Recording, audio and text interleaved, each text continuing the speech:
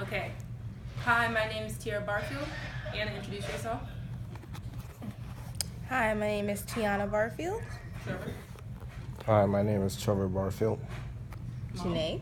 Hi, I'm Janae Wilson. Hi, my name is Nicole Raymond. Kevin. Hi, my name is Kevin Raymond, aka Quinn. Thank you. Okay. As Louis Pasteur put it, the infinitely small in nature is infinitely great. This quote from Brain & Quote's website gives a perfectly accurate description on how something as microscopic as DNA can have such an extensive role in our lives. Imagine if you were wrongly accused of a crime that you didn't commit. With DNA evidence, just a small piece of DNA can help investigators see your innocence in making the correct arrest and giving the victim justice for the crime committed to them. In my speech, I will discuss how DNA is tested, how reliable DNA evidence is, contamination issues, and cases with an emphasis on how DNA evidence was used to free or arrest someone. The most popular and widely used method for successfully analyzing evidence collected from samples of limited quality and quantity is polymerase chain reaction, which is PCR. The millions of copies that are created from a meager amount of DNA assist the laboratory in generating a DNA profile that will be compared against the DNA profile of the suspect. The created statistic reflects how often you would expect to find this particular DNA profile in the general population. 3 types of results can occur in DNA testing: inclusion, exclusion, and inconclusive. In inclusion, a DNA profile of a victim or suspect that is consistent with the DNA profile from the crime scene evidence is included as the possible source of the evidence. Whereas with the DNA profile of a victim or suspect that is inconsistent with the generated profile from the crime scene evidence, the individual is excluded, but exclusion does not imply innocence. Lastly, we have inconclusive results indicating that the DNA could neither include or exclude an individual as the source of biological evidence. These results could come from insufficient quality or quantity of DNA to produce readable results, or the sample had come from a mixture of DNA from several individuals. Okay. However, many question just how reliable DNA evidence actually is. The conduction of DNA analysis, interpretation, or reporting of the results, or entering in the resulting DNA profile into a DNA database are all areas laboratory staff can make detrimental errors, such as the case where a clerical error at a Las Vegas forensic laboratory led to an innocent man being charged in relation to 2 separate sexual assaults in 2001. The man was being held in a detention center for an immigration law violation when another inmate accused the man of raping him. DNA samples were taken from both men and their profiles were entered into the state DNA database. The man's profile matched 2 unsolved sexual assaults and he was charged with these offenses. A DNA expert who examined the laboratory's records found that the man's name had been accidentally switched with his cellmate's name when the profiles were entered into the database, resulting in the false match.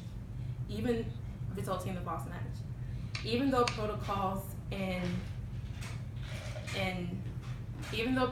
are put in place to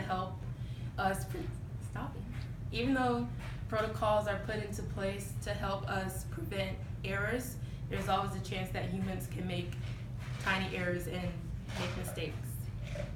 In New Scientist, January 11, 2012, Linda Jadid gives this example on contamination. What would you believe if you found a woman strangled and partially burned in her home? On her body, DNA of her ex-boyfriend was found in her pajamas, but he claims he hasn't seen her in over 5 months and that the DNA probably came from their son's clothes. Do you find him innocent or guilty? Well, let me explain these interesting facts on DNA contamination and see if your answers stay the same. Advancing technologies allow for forensic scientists to analyze smaller and smaller biological samples to better create a DNA profile. For instance, there's a chance that the tiny microscopic skin cells may have been left behind after a person has touched an object or weapon. This low-level DNA is sometimes referred to as touch DNA and can be helpful when examining evidence where finding fingerprints would be challenging. Maria Gore of Victoria Police Forensic Service Center in Australia and her colleagues reenacted the scenario described above. Gore asked a volunteer to handle a child's vest and wooden toy for 1 minute before these objects were rubbed against the front of a lab coat, which represented pajamas. They found that enough of the volunteer's DNA transferred to clearly identify him. This experiment is a perfect example of how easy it is for DNA to become contaminated and give investigators an incorrect idea of events. Lastly, I will discuss a case that was critical to the development of DNA evidence in criminal cases and another that demonstrates how DNA evidence can bring freedom to those wrongly accused. According to New York Times, July 25, 2000, Jim Yardley, Forensic Director Michael Bard was contacted by Florida's Assistant State Attorney Tim Berry in 1987 to determine how DNA could be used in identification. Tommy Lee Andrews was a serial rapist who terrorized 23 women in Orlando and was finally caught by 2 fingerprints left at the window of a victim.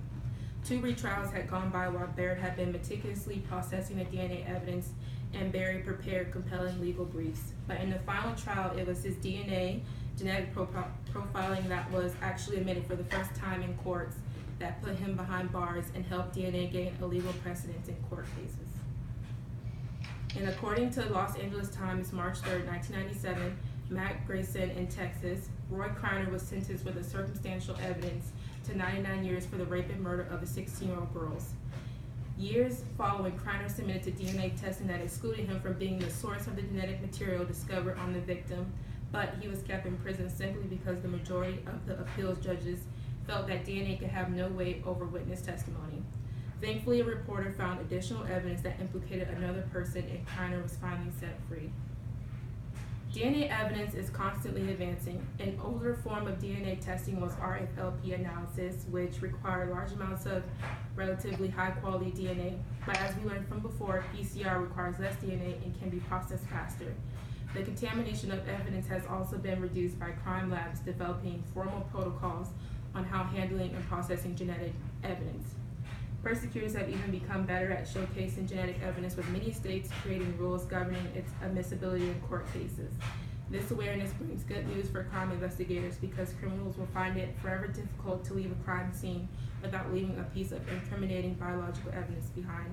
Because as said by William Gibson from Brady Cope's website, it is impossible to move, to live, to operate at any level without leaving traces, bits, seemingly meaningless fragments of personal information. Okay, that's it. That's it? That's been 6 minutes? It's been 7 minutes. Yeah. Oh. Do we done? introduce So we her? gotta exit ourselves out? Okay, introduce yourself again. Hi, I'm Tiana. I'm Janae. I'm Trevor. Nicole. Okay. Thank you guys. Thank you for your